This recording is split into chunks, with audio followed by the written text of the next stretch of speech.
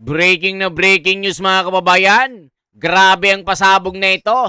Senador Marcoleta. Binaha hanggang leeg na ang baha sa Payatas City Jail. Halaka, totoo kaya ito mga kababayan? Dahil nga po ngayon, baha-baha talaga sa Metro Manila kahit saan ka. Sa expressway, baha. Kahit saan mga kababayan, maski ang Bulacan, baha na din sa mga mabababang lugar. Dito sa Kalumpit, maging sa Hagonoy, dyan sa Marilao, baha na rin mga kababayan. Napakatindi kahit buong Metro Manila, baha-baha, lalong-lalo na dyan sa Quezon City, sa may Bukawi, Banawi. Naku po mga kababayan ko, kaya dito, si Marcoleta hindi nagkamali. Talagang kailangan tutukan ang flood control issue. Maski ang mga kulungan, binaha na rin mga kababayan. Hinahabol ng flood control issue ang mga kawatan. Nako po, may pasabog ang Net25. Anticlair binanatan. Junior, sinungaling. Kasi naman mga kababayan, laging sinasabi niya, wala akong alam. Pero dito, siya pala ang tagamando. Nako po, maski si Junior mga kababayan, naninilikado na banatan ng Net25. Di ba dito laging sinasabi nila, kalimutan ng flood control. Kasi nga, maraming issue. Si Tuplok laging supalpal kay Marcoleta. Si Pinky, nasuplak din mga kababayan. Kasi nga, sila ang gumagawa ng paraan para pagtakpan ang mga pagnanakaw na ito. Yan ang sinasabi ng buong bayan. So dito mga kababayan, ano ba ang nangyari? Bakit sa Anticlair, may pasabog, inilaglag si BBM? Ito po, magugulat kayo. Anong inamin ni Anticlair na sinasabi ni Junior na wala siyang alam? Nako po, yari na. Ito po. Asa kayo eh. Happy viewing po kay Ka Francis at Ka Weng Chodoro. Nanonood po ang kanilang pamilya mula po sa Highway Hills, distrito ng Metro Manila East. At ganoon din po, happy birthday kay Aimee Mendoza. Yan, Rodolfo Mariano mula po, happy birthday din po kay Rodolfo Mariano mula po kay Don. Ayun. Sige. Di ba kahapon, Jen? Oo.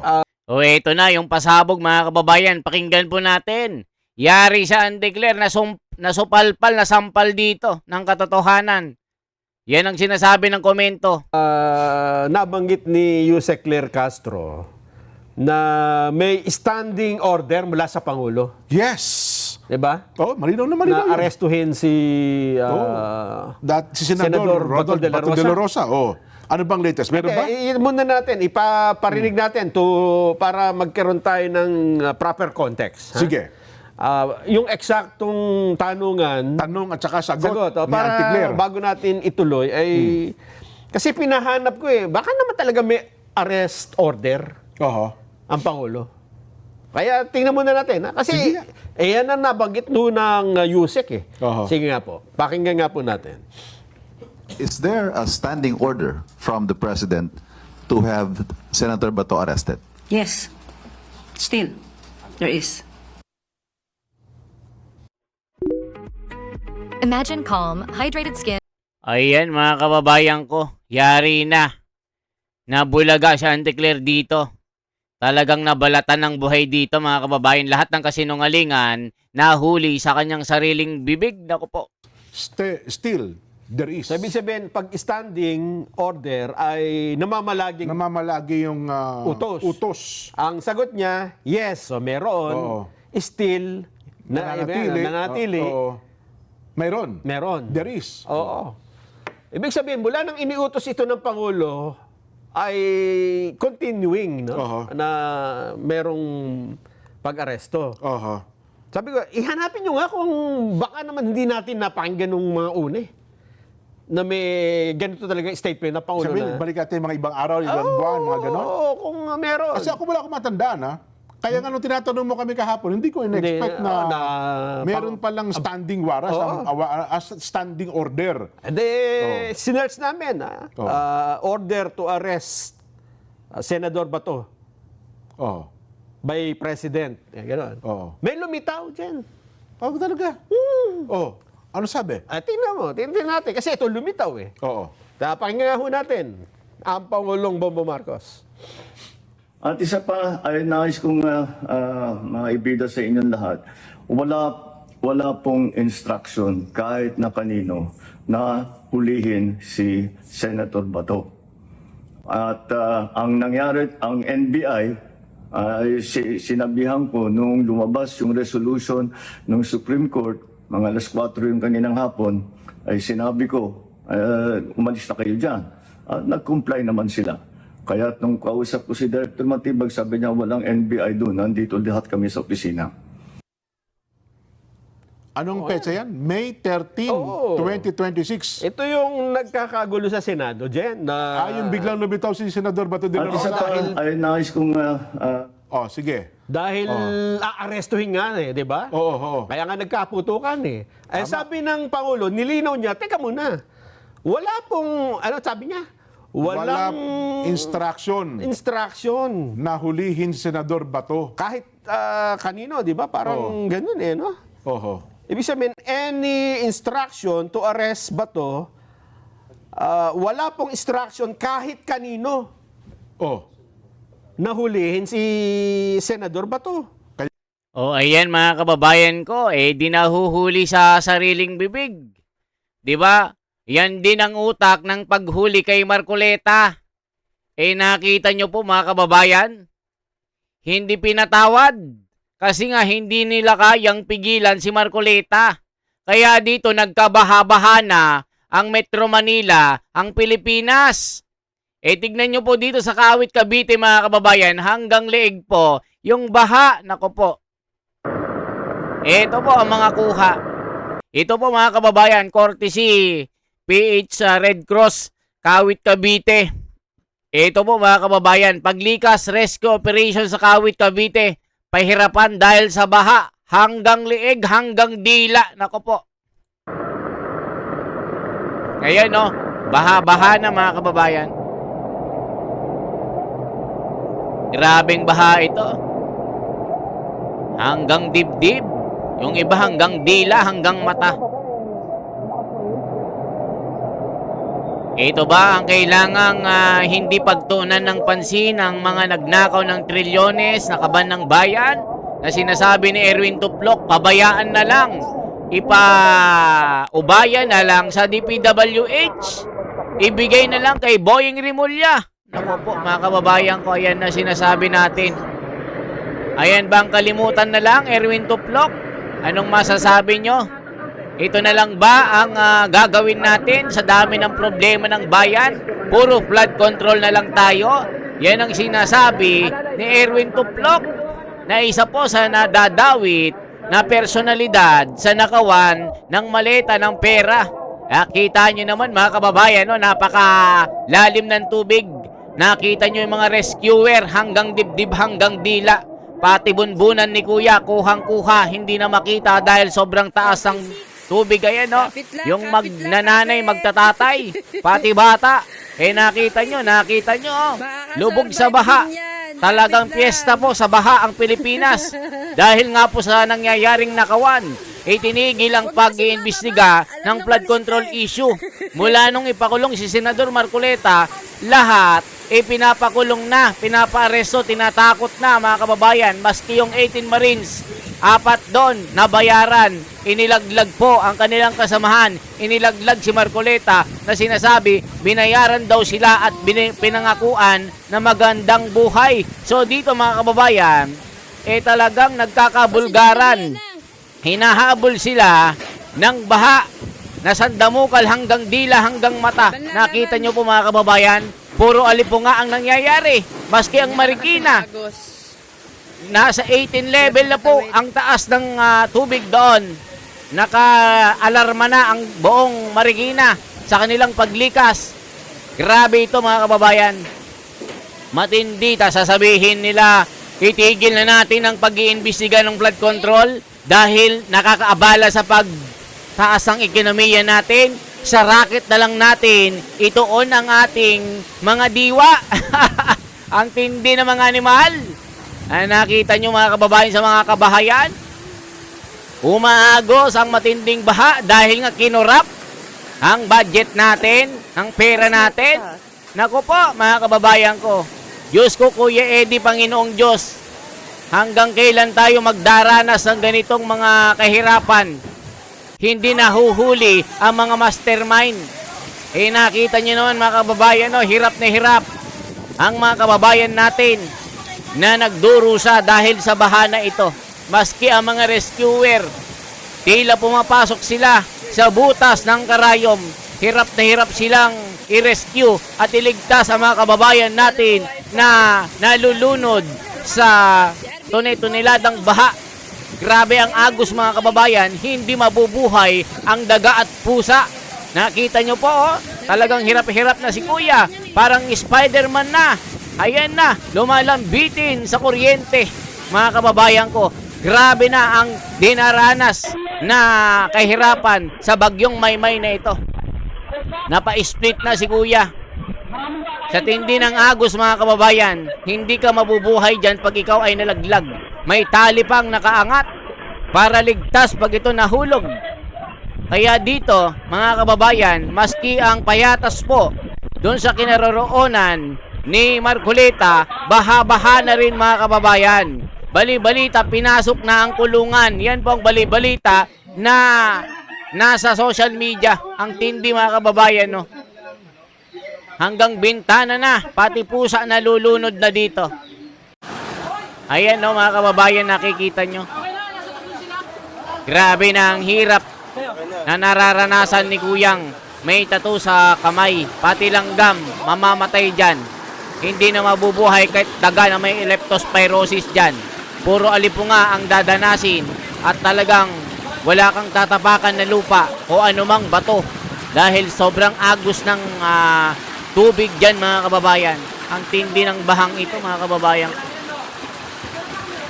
Ayan pong dinaranas na kahirapan ng kababayan natin. Naku po, matindi po ito. Alam nyo ba ang nangyayari mga kababayan? Yung balita na mga kabaong nagkalat sa Metro Manila, ano bang nangyari? Ito po kay Katunying. Bakit may kabaong dyan sa gitna ng Boy Scout Circle sa Morato? Nako, RH5, Val Gonzales. Kamin Val! Jerry at Anthony, nabulaga ang mga motoristang dumaraan sa Boy Scout Circle sa panulukan ng Tomas Morato, Timog Avenue. O, kita nyo na bulaga ang mga tao dito sa Tomas Morato Avenue dahil meron pong iniwang kabaong. Natakot ang taong bayan at tila nakakita sila ng isang buhay na kabaong. Halaka. Dahil sa kabaong na iniwanan sa kalsada, ito nangyari kaninang alas 2:30 ng madaling araw. Ayon sa CCTV operator ng Barangay South Triangle na si Ligaya Bagunas, may isang concerned citizen na tumawag sa barangay dahil sa nakitang puting kabaong na may bulaklak ka. O, nakita nyo mga kababayan, nagulantang ang isang netizen dahil nakita niya may puting kabaong na tila basta na lang iniwan ng hindi nakikilalang tao na walang paa. Halaka. Totoo kaya ito mga kababayan ko? Bakit nangyayari ang lahat ng ito? Grabe na. Agad namang ipinagbigay alam ng barangay sa Kamuning Police Station 10 na nakakatakop sa lugar na rumisponde at siyang nagtanggal na sa puting kabaong. Walang laman. Walang laman. Walang laman itong kabaong na ito. Paano yung parang may picture, parang may litrato ng tao? Ayan mga kababayan, tinatanong ni Katunying at yung kasama niya kung may laman ba yung kabaong. Ayan, 2 kabaong iniwan sa Quezon City at Caloocan. Halaka. Bakit kaya mga kababayan? O ito na naman. Matindi na naman ang mga pasabog na ito. Bakit nangyayari at kumakalat ang balitang ito? Sabi nga po ng ilang balita, yung mga tinatawag na vigilante na galit na po sa nangyayaring korupsyon, galit na rin sa mga politiko na masyado ng abusado na nagnanakaw. Binalita rin ito sa DCRH na yung mga politikong ito ay itutumba dahil galit na sila. Naku po mga kababayan, totoo kaya ang lahat ng ito. Yung AFP nagsalita na rin mga kababayan ko dito. Ayan yung dalawang individual, hindi kilalang larawan yan ng dalawang individual na inilagay dyan sa may kabaong mismo na may kasamang banner na tela, may logo pa ng komunista at yung nakasulat, kung makikita ninyo dyan na Jerry Tantory, yung nakasulat na Chinese Communist Party greedy. Yan yung nakasulat. Kasama na yung larawan ng dalawang hindi kilalang individual. So dito mga kababayan, ano naman ang saloobin ng mga kababayan natin na nagko-komento? Ito po, mga nako po, DDS daw ang gagawa. Ba't naman gagawin ng DDS yan, mga kupalt na mga Hestas Barabas? Dito naman mga kababayan, sabi ni Levi Baligod, Tulfo Matibag at Trillanes, ano ang masasabi nyo sa 14 billion na tumanggi sa alok na 20 to 25 eto Brave 14 Marine na tumanggi sa alok na 20 to 25 million pesos, marupok ba sila? Naninindigan. Ako po mga kababayan ko, ang tindi mga kababayan, ibang klase. Alam nyo yung mga Marines na 4 talagang tinakot daw at ginipit at pinangakuan ng malaking halaga. 20 million hanggang 25 million ang katumbas ng halagang kanilang makukuha pag sila ay bumaliktad sa kanilang mga unang salaysay. So dito matindi mga kababayan. O ito ang sabi ni Baligod. Makikita nyo po, ito yung, naku po, tignan po natin yung,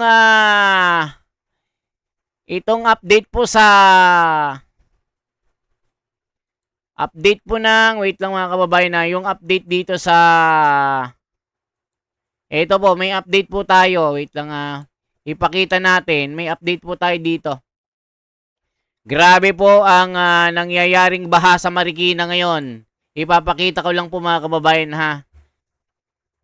Marikina update. Ito po mga kababayan, grabe, mag-18 meters na po yung lalim.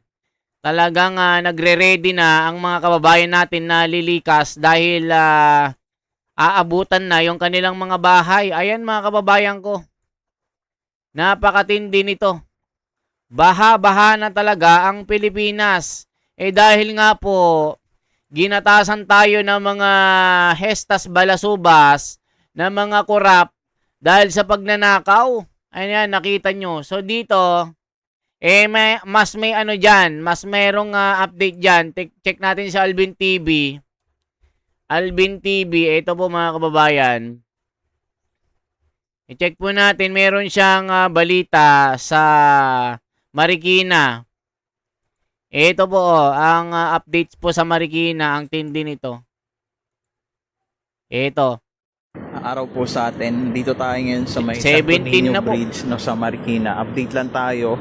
Mapapansin natin nasa halos third alarm na po itong level ng tubig po dito sa Marikina. Kaya sa mga kababayan natin, mag-ingat po tayo, lalong-lalo na yung mga nasa tabi po nitong area ng river ng Marikina.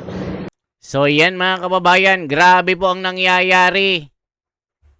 Nako po, totoo kaya na nabaha na rin si Marcoleta sa kulungan dyan sa Payatas? O check natin anong balita dito. Check nga natin, kulungan na baha. Baha na. Ito po, Payatas City Jail, baha. Meron kaya?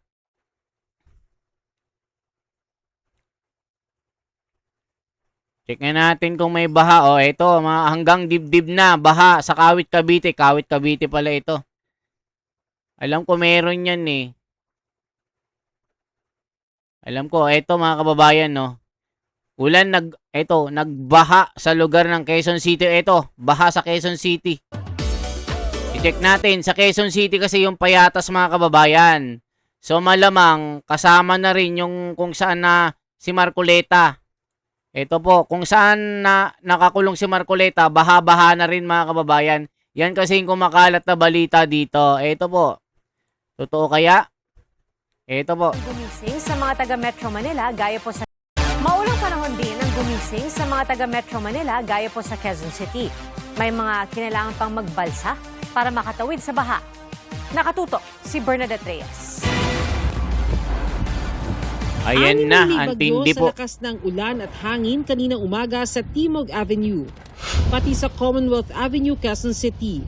Ang malakas na ulan nagpabaha sa ilang lugar sa lungsod tulad sa Barangay Rojas District. O, kita nyo, Rojas District po. Gaano kaya kalayo yung Payatas City Jail dito? Malamang baha na rin si Marcoleta. Kawawa naman yung mama. Kawawa naman yung bayani natin na si Marcoleta kasi siya lang talaga yung matibay, hindi umaatras, talagang lumalaban. Sabi niya nga dito, kahit magsiatrasan na yung mga testigo, hindi siya aatras. Maituloy lang ang laban sa pag-iimbestiga ng flood control. Ito yung Gumamela Street dito sa Barangay Rojas District sa Quezon City. Ilang dekada na ang problema ng pagbaha dito pero hanggang ngayon binabaha pa rin ang kanilang lugar. Saglit na bumuhos ang malakas na ulan kanina at ngayon ay umaambon na lang pero umaabot pa rin hanggang dibdib ang baha dito. Kita nyo, umaabot hanggang dibdib ang baha doon mga kababayan. Kay Payatas City Jail. Check na natin City Jail. Baha daw doon eh.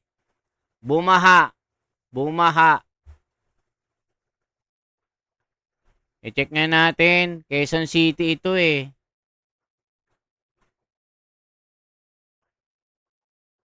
Ito. Ang tindi mga kababayan. Baha-baha na talaga ito. Grabe ito mga kababayan. Nagka-letse-letse na po talaga. Check na natin dito sa FB kung merong balita. Check na natin. Ang tindi nito mga kababayan. Payatas. Ito, Pasig. Pasig City Jail. Baha na. Alam ko meron yan mga kababayan eh. Baha na ito, baha na. 4:30 nakakagulat. Ito sa Pasig naman, baha na. Compound as of 4 p.m. po. Ayan, baha na. Patuloy po ang pagtaas ng tubig baha dito sa aming lugar. Bagamat wala po tayong nararanasan na anumang ulan. Pero nakikita natin no, patuloy ang pagtaas ng tubig baha. Abot na po siya sa bewang. Kanina ho kasi nasa tuhod lang po siya no, pero ngayon nasa bewang na po ng tao ang nakita nyo, nasa bewang na daw ng tao sa Pasig ito. Kumusta kayo si Marcoleta mga kababayan ko? I-check nga natin anong kulungan ni Marcoleta. Binaha na daw kulungan ni Marcoleta. Ito. Bumaha na daw dun mga kababayan BGMP nakahanda na ang kulungan ni Senador Marcoleta. Asan ba yung Payatas City Jail? Payatas. Baha. Check nga natin. Eto, baha nga sa Payatas mga kababayan. Dito, nakaano si Marcoleta sa Payatas. Eto. Ayan, dito po sa Payatas, dito po nakakulong si Marcoleta. Ayan, baha na mga kababayan, no? Nakikita nyo, baha-baha na. Hinahanap talaga natin yung mismong Payatas City Jail mga kababayan. No? Check nga natin kung meron tayong makita dito. Alam ko meron tayong makikita dyan Alam ko meron tayong makikita. Check natin Payatas, baha. Payatas. Payatas City Jail. Baha. Ito, mga kababayan ko.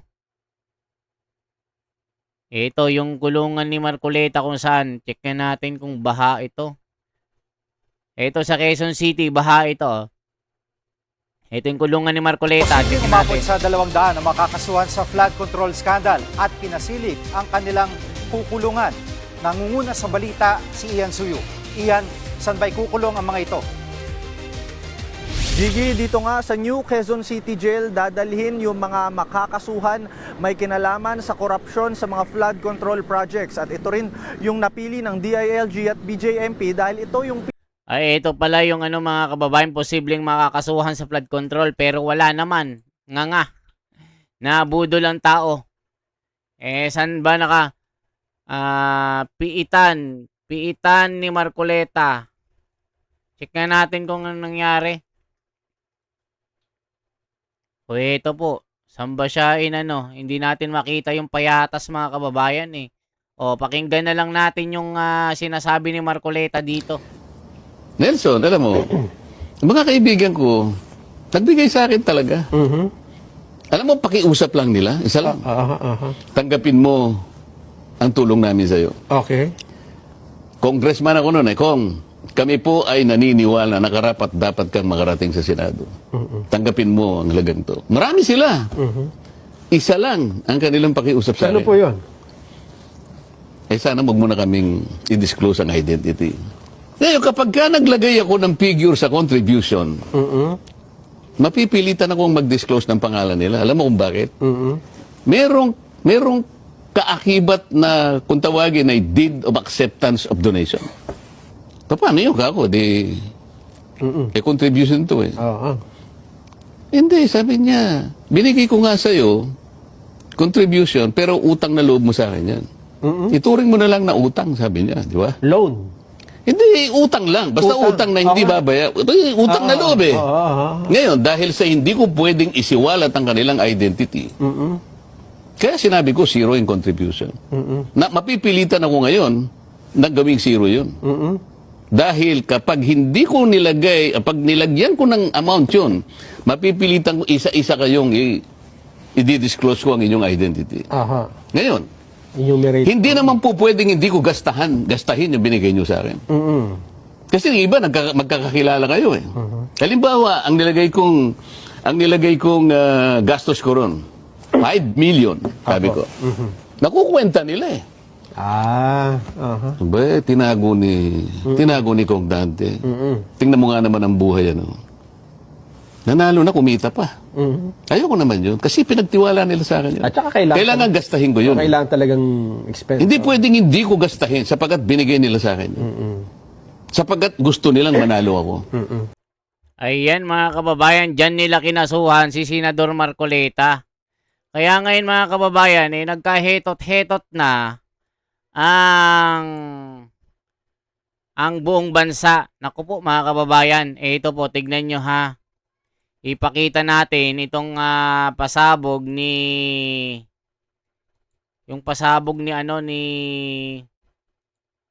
ito po, may pasabog to eh. Si Attorney Baligod. Tingnan natin ha. Ito, may pasabog siya eh. Tignan natin. Ito. O, tignan nyo yung pasabog ni Attorney Baligod ha. Magugulat kayo dito mga kababayan ko. Tignan nyo ha. Talagang karumal-dumal ang nangyari sa mga Marines kasi kinakasuhan talaga mga kababayan. Ganyan po talaga pagka malalakas na mai-impluwensya yung nakalaban nila eh. Yung nakalaban ni Marcoleta makapangyarihan eh. Kaya eto, nakulong siya. O ito po ang pasabog ni Attorney Baligod. Pakinggan po natin. Ito po. Sila Sir, comment nyo dun sa apat na nag-reflect. Apat po ba yun? apat sila.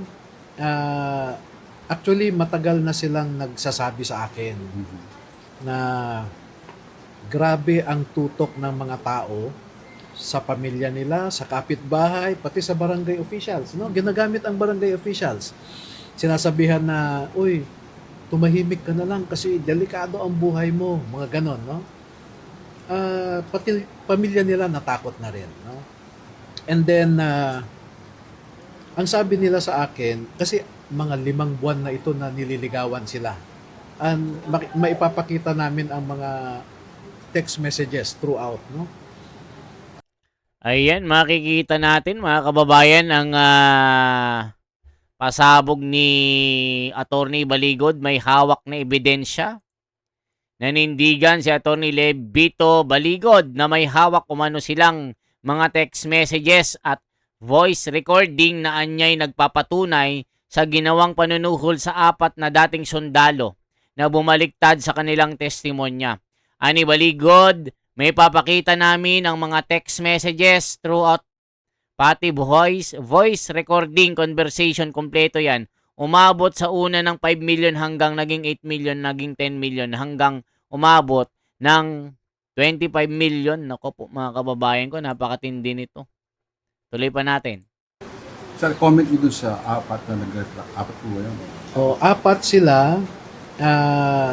Actually, matagal na silang nagsasabi sa akin na grabe ang tutok ng mga tao sa pamilya nila, sa kapitbahay, pati sa barangay officials. No? Ginagamit ang barangay officials. Sinasabihan na, uy, tumahimik ka na lang kasi delikado ang buhay mo. Mga ganon, no? Pati pamilya nila natakot na rin, no? And then, ang sabi nila sa akin, kasi mga 5 buwan na ito na nililigawan sila. And maipapakita namin ang mga text messages throughout, no? Pati voice recording, no? Conversation, kompleto yan. Na umabot sa una 5 million ang offer. Naging 8 million, naging 10, hanggang umabot na nga ng 25 million. Kaya siguro medyo nakaisip din sila na wala na nga silang kaso, mawawala yung mga pananakot sa kanila, at meron pa silang pera. No? So, nagpaalam naman sila sa akin. Sabi ko, sige, pag-isipan nyo lang mabuti. Ang umpisa ng kalbaryo ninyo, kako, ay kung kantsawan na kayo ng kapitbahay nyo. Na, uy, paldo ka naman, mag-blow out ka naman dyan. No? At baka pati anak nyo, kakantsawan na ng mga barkada nila na yung tatay nila ay ganito, ganyan. No? Yun ang advice ko sa kanila. Anong reaction nila, sir, nung pagbaliktad nyo ng 4 na ito? Yung 10? Well, of course, na-disappoint sila. No? Dahil actually, 3 beses na itong inattempt nila na tanggapin. Pero napaliwanagan ng mga kasamahan nila, kaya hindi natuloy yung first 2 attempts. Kasi nandun na sila, tatanggapin na lang nila. Pero itong huli, siyempre aggressive na yung mga nasasaktan. So hindi na rin sila nakaiwas. No? Kasi inimbitahan lang sila sa isang lugar. So siguro hindi na rin sila nakaalis, na-offeran na rin. So, paano pag bumalik ulit sila sa inyo, sir? Tatanggapin niyo pa ba? O ano? Well, Ganun? Wala na rin silang kwenta as a witness eh. Kasi babalik-baliktad sila, no? Although yung recantation talaga is sabi nga ng Supreme Court, it is frowned upon by courts, no? Hindi pinapaniwalaan ng korte ang mga recantations. Ayan mga kababayan ko. Kung sakaling bumalik sila, wala na silang babalikan. Kasi syempre, kahit ikaw, tatanggapin mo ba yung paiba-iba ng sinasabi, mga kababayan ko? Kayo ang tatanungin natin. Kayo ba ay, halimbawa, ex mo, niloko ka na, tatanggapin mo pa ba ang mga ito? Mga kababayan ko, niloko ka na di ba? O, ito ang sabi ng komento. Correct kung ano yung unang statement, yung ang totoo. Kahit mag-recant sila, keep safe always. Sure, hindi ito pinakita sa ABS-CBN. Kaya pala bumaliktad, sir, kasi palaki ng palaki. Minsan lang tayo mabuhay sa mundong ito, mundong ibabaw na ito, kung saan mo ilalaan ang buhay mo at desisyon. Nako po, mga kababayan ko. Totoo naman, mga kababayan ko. Diba? Ano masasabi nyo, mga kababayan? Napakatinding pasabog na ito. Hala ka. Yari na. Grabe talagang nangyaring ito, mga kababayan ko. Ano na ang gagawin natin, Kuya Eddie? Kinalimutan na nila ang flood control issue. Wala na. Kaya nga raw pinaalis siya mga tauhan ng NBI kasi parang ang dating doon huhulihin sila Senador De La Rosa kaya nandun ang mga tauhan ng NBI, di ba? Kaya nagtataka ako, kailan iniutos ng Pangulo na arestuhin si Senador Bato? Teka lang doon kasi pinapanood ko yan kasi inilabas pala natin yung bahagi na yan kahapon. Ang dami nagko-comment, akala daw nila splice video daw yun. Alin? Yung tinatanong si Auntie Claire, ang una, hindi po sa atin yung video na yun, ha? Parang daw, akala daw nila splice video na tinatanong si Auntie Claire, tapos sinabi, yes, there is. Galing sa Malacanang yan. Yun na, hindi po sa amin galing yung video na yun. Hindi po yan splice video. Nililinaw natin kasi parang lumalabas, akala ata ng mga manonood sa atin, kasi doon sa comment, splice video daw, tayo daw may kagagawa ng Hindi po, factual video po yung ipinakikita po namin sa inyo. Ayan mga kababayan, ang hindi lang maniniwala dito yung mga tanga at bobolista. Yung mga matagal ng mga tanga. Dahil hanggang ngayon, paniwalang paniwala na merong 20 pesos na bigas at gagawin pang racket na lilipad sa kalawakan. Parang isip na palutang-lutang. Ganyan ang mga nabubudol na kahit binabaha na ang bahay, tuwang-tuwa pa pag sinapalan ng 20 pesos na bigas. Makakita lang ng racket na palutang-lutang sa kalawakan, tuwang-tuwa pa kahit niloloko na sila. Ganyan ang mga bobolista. Hala ka. Para makita nyo kung splice. At saka wala tayong masamang ibig sabihin nito sa Pangulong Bongbong. Nililinaw nga natin. Nililinaw nga po namin Kasi bakit sinabi ni Yusek yun? Oo. Sige nga po. Pagsunurin natin. Para maganda. Yeah. Yun muna si Auntie Claire. Is there a standing order from the President to have Senator Bato arrested? Yes. Still, there is. At isa pa, ay nais kong maibida sa inyong lahat, wala pong instruction kahit na kanino na hulihin si Senator Bato. At ang nangyari, ang NBI, sinabihan ko nung lumabas yung resolution ng Supreme Court, mga alas 4 yung kaninang hapon, ay sinabi ko, umalis na kayo dyan. Nag-comply naman sila. Kaya nung kausap ko si Director Matibag, sabi niya walang NBI doon, nandito lahat kami sa opisina. Ayun, malinaw po yan, mga kababayan. Yung hong kay Auntie Claire kahapon. Ito namang pinalabas natin kay Pangulong Bongbong ay May 13, 2026. Ayan mga kababayan ko. Ayan, nagkahetot-hetot. Pati flood control nagkahetot-hetot. Mula nung mawala ang pwesto kay Marcoleta hanggang sa naaresto, hanggang nasa payatas, hanggang binabaha na ang payatas, binabaha na ang mga kulungan. Siyempre, nasa Payatas City Jail 'Di ba? Nasa payatas pa si Marcoleta pero sabi nila, lalaya na daw. Yan yung bali-balita mga kababayan. So magkomento lamang ang ating bahagi dyan. I-share nyo at i-like ang video ito hanggang sumabog ang balitang ito. Salamat. Kaya Erwin Tuplok, sana magpakasaya ka na. Kasi nga, syempre, nasa pwesto ka, hindi ka binabaha, pero yung naniniwala ang taong bayan na ang lahat ng mga ginagawa mo sa lupa ay may kabayaran. Yung sinasabi sa mga parabola. Diba? Sabi nila, huwag na nating investigahan ang flood control issue. Ipaubayan na lang natin kay Boyeng. Yari tayo dyan. Okay po, mga kababayan, mabuhay. At yan lang ang ating bahagi. Salamat po.